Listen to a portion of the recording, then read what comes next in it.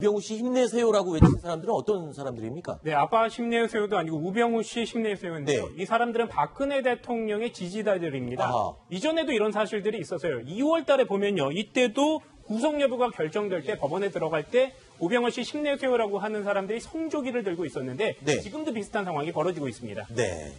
자, 우병우 전 수사 오늘 법정에서요. 22분 동안 진술을 했는데 억울함을 호소했다고요. 예, 크게 두 가지인데요. 첫 번째 이제 언론 보도와 관련해서 조선일보가 이제 처가 땅 관련해서 언론 보도를 했는데 이 부분에 대해서 이게 사실이 아니지 않느냐. 근데 이제 이로 인해서 굉장히 국민적인 지탄을 받게 됐다. 그래서 억울하다라는 것이고요. 두 번째는 본인이 그 최순실 국정농단에 마치 개입이 돼 있는 것처럼 이렇게 네. 쭉 알려져 왔는데 사실은 국정농단과 관계없는 민정수석 업무와 관련된 직권남용으로 이렇게 기소가 됐다. 네. 결국 그러니까 본인이 이제 자기가 국정농단이나 이런 것이 아니라 네. 우병우라는 사람 자체를 타겟으로 해서 이 아하. 수사가 진행된 거 아니냐. 네. 이런 항변인 것 같습니다. 네.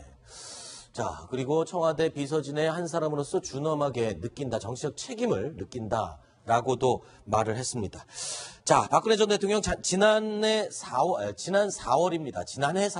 이 차은택 씨가 기획한 한류 체험장에 갔던 화면에 나오는 저 모습인데요.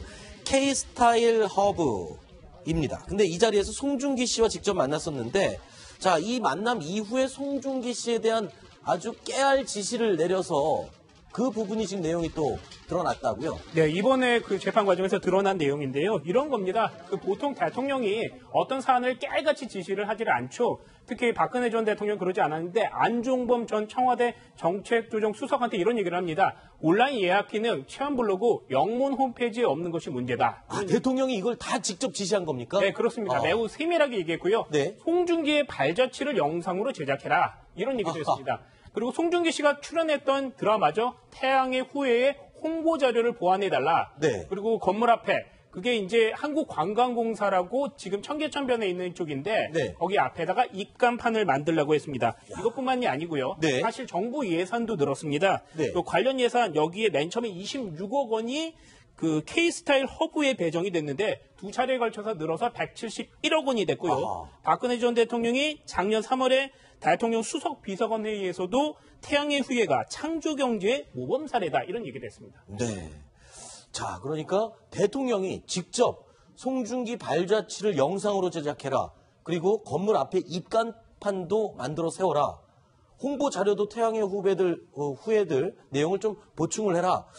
글쎄요, 진짜 이거는 팬클럽 수준의 관심과 이 배려인 것 같은데요. 근데 좀 전에 말씀하셨다시피 대통령이 이렇게 네. 아주 디테일하게 지시한다는 게 참 예외적이고. 그렇죠. 근데 또 이게 한 가지 문제가 된 게 좀 전에 말씀하셨다시피 예산이 상당히 엄청나게 10배 이상 늘었죠. 늘어난다. 네. 그러면 이 사업을 담당하는 쪽이 분명히 있을 것이고. 네. 그러면 이 사업에서 어떤 이득을 받는 쪽이 대통령을 움직인 게 아닌가 하는 의심을 할 수밖에 네. 없죠. 그래서 저는 이게 상당히 문제고. 그다음 저게 대통령이 어떤 송중기 씨 저도 좋아합니다만 그 팬심이라고 있죠. 네. 이 일반인 같으면 좋은 말입니다. 그렇죠. 누구든 좋아할 수 있겠는데 대통령으로서는 이러시면 좀 곤란하다. 네. 대통령은 어떤 균형 감각을 가져야 된다. 이건 네. 누구나 가져야 될 거지만은 결국 이런 게 결국 최순실 씨와 관계도 네. 어떤 대통령의 균형 감각 아하. 한쪽에 어떤 꼽히면 그 사람의 장단점을 전혀 안 보고 그냥 그 사람을 100% 무조건적으로 신뢰하는, 좋아하는 네. 이게 여기도 나타난 게 아닌가 싶어서 일반인이 아닌 대통령 박근혜에 대해서는 조금 안타까운 면이 있습니다. 네. 대중이 일단 한류 스타를 좋아하거든요. 네. 그렇기 때문에 대통령은 대중이 한류 스타를 좋아하니까 그런 한류 스타에 대통령도 좀 편승하자. 네. 그렇게 함으로써 이제 대통령도 대중적 지지를 좀 더 끌어올릴 수 있다. 네. 이렇게 해서 이제 한류를 국정 홍보로 이렇게 활용하는 것이죠. 네. 대통령 홍보에도 활용하는 것이고요. 더구나 송중기 씨 같은 경우에는 그 드라마가요. 그 드라마에서 나오는 그 주인공 캐릭터가 군인이지 않습니까? 그렇죠. 그러니까 정부의 공무원이란 말입니다. 네. 그렇기 때문에 더욱더 대통령으로서 매력적인 어떤 그 홍보의 어떤 그 대상이라고 이렇게 그렇군요. 생각했을 것 같습니다. 과거에요, 송중기 씨와 직접 만난 박근혜 대통령 이렇게 이야기를 했습니다. 목소리 직접 들어보시죠. 반갑습니다. 2013년도에 어린이날 참석을 하셔서 아주 즐거운 시간을 보냈는데 그때가 그때 직접 생활을 잘 마치고 이렇게 아주 최고의 한류 기사로 거듭난 걸 보니까 기쁘고 반갑습니다. 드라마에서뿐만 아니라 실제로도 청년 애국자라는 생각이 듭니다. 결론에 뭐냐면 이게 제일 이쁘네요.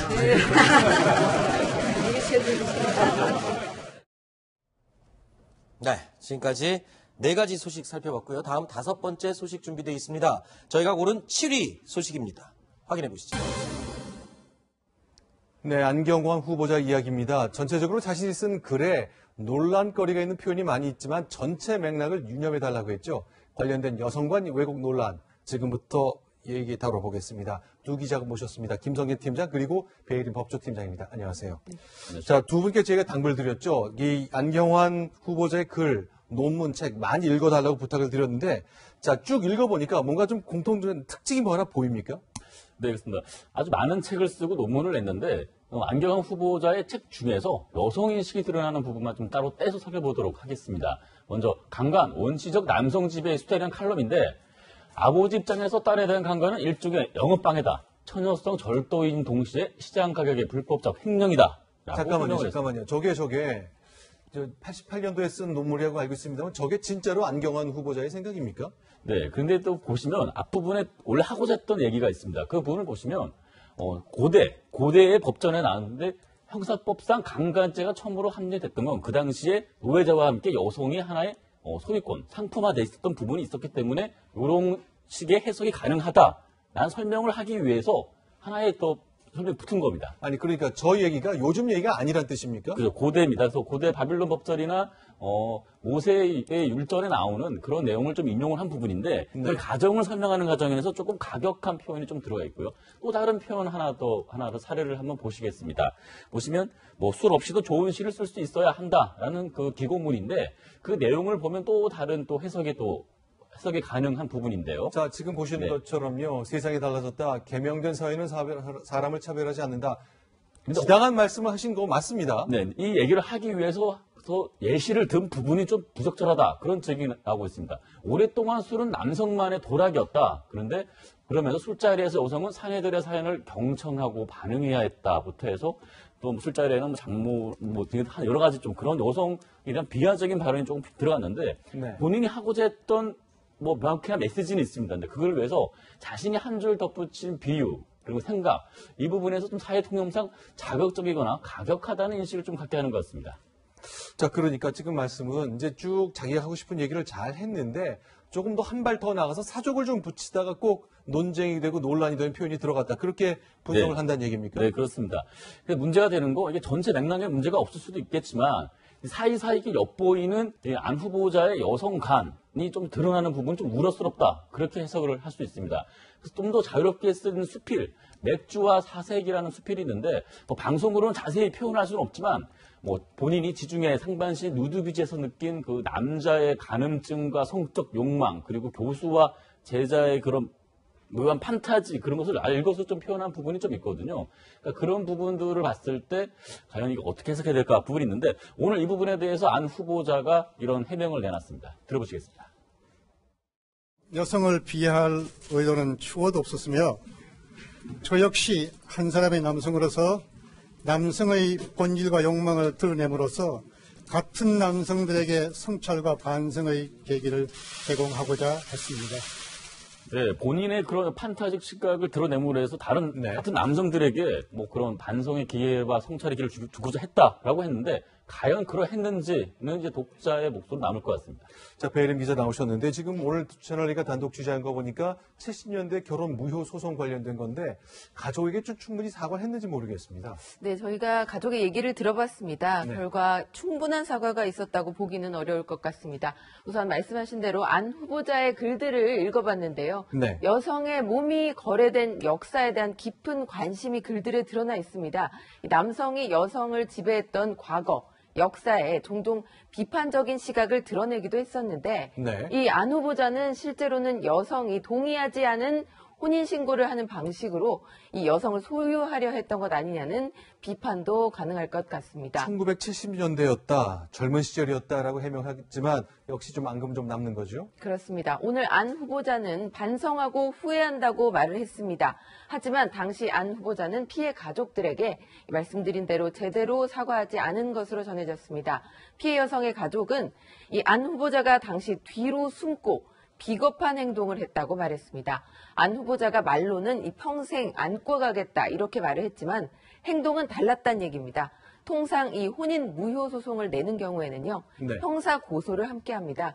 그런데 당시 가족들은 고소를 안 했는데 그 이유가 이 상대할 가치도 없다 이렇게 판단했기 때문이라고 합니다. 그런데 이제 오늘 안 후보자가 이제 기자회견을 오전 11시에 했잖아요. 네. 그 장면을 그 여성의 가족들도 봤을 것 같은데 네. 뭐라고 얘기하던가요? 네, 저희가 그 안 후보자의 그 피해 여성의 네. 가족과 이 기자회견을 하기 전과 후에 모두 통화를 했는데요. 네. 기자회견을 하기 전에는 이 사퇴를 하는지 두고 보고 얘기하자 이렇게 반응을 했습니다. 그런데 결국 이 형사처벌을 받지 않았기 때문에 완주하겠다는 의사를 이 안 후보자가 밝히자 아주 불편하다는 반응을 보였습니다. 일단 청와대 반응이 오후 6시 이후에 나왔죠. 대변인 브리핑이 있었죠.